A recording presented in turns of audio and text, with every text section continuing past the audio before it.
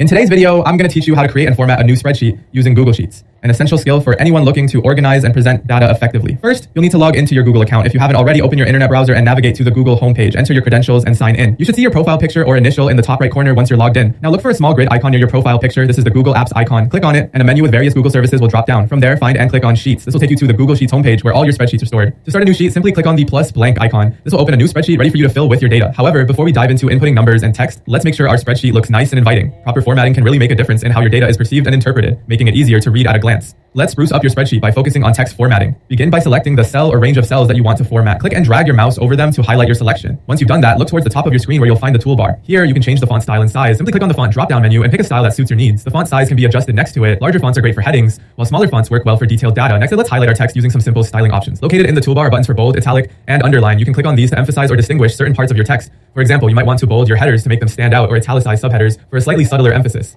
Adding a splash of color can greatly enhance the visual appeal of your spreadsheet. To change the text color, find the A with a line under it in your toolbar. Click on it, and you'll see a palette of colors to choose from. Similarly, you can change the background fill color of selected cells. This is done by clicking on the paint bucket icon in the toolbar and selecting from the color options. Using colors strategically can help categorize and prioritize sections of your data, and there you have it, a beautifully formatted spreadsheet that's not only functional but also a pleasure to look at. A little formatting effort truly makes your data much easier to read and understand, transforming your plain sheet into a polished presentation. So go ahead, experiment with different fonts and colors, and bring your data to life.